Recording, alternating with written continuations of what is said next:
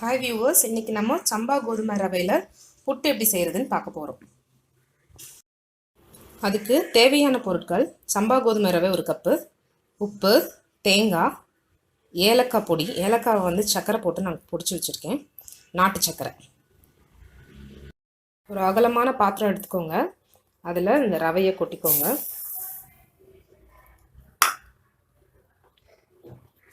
ஒரு pinch salt போட்டுக்கோங்க. இது நல்லா மிக்ஸ் பண்ணிவிட்டு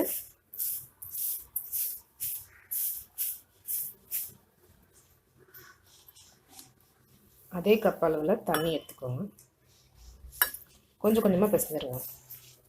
பிசைஞ்சிட்டு ஒரு 5 மினிட்ஸ் விட்டுட்டு திருப்பி பிசைங்க. அப்போ தான் அது வந்து வாட்டர் அப்சர்வ் பண்ணிக்கும்.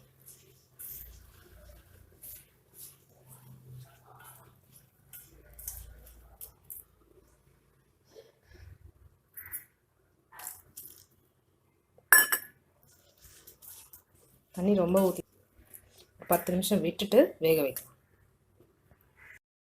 10 to 15 மினிட்ஸ் ஹை ஃப்ளேமில் வேக வச்சு எடுத்தாச்சு. சூடாக இருக்கும்னா பார்த்துட்டுங்க.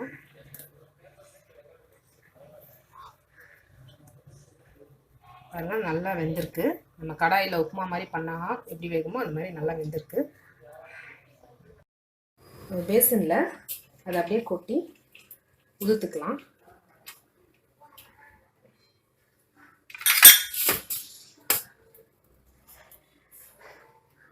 சம்பா கோதுமை ஹெல்த்துக்கு ரொம்ப நல்லது. ஆனால் உப்புமா பண்ணால் குழந்தைங்க சாப்பிட மாட்டாங்க. இப்படி கொடுத்து பாருங்கள், சாப்பிடுவாங்க.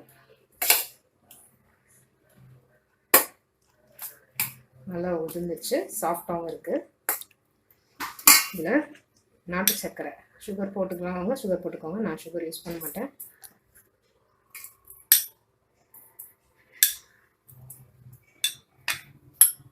ஏலக்காய் பொடி,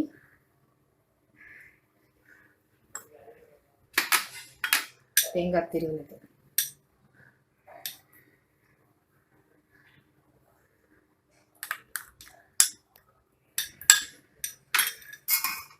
போட்டு நல்லா மிக்ஸ் பண்ணிவிட்டு பிரேக்ஃபாஸ்ட்டாவோ ஈவினிங் ஸ்நாக்ஸாவோ குழந்தைங்களுக்கு கொடுக்கலாம்.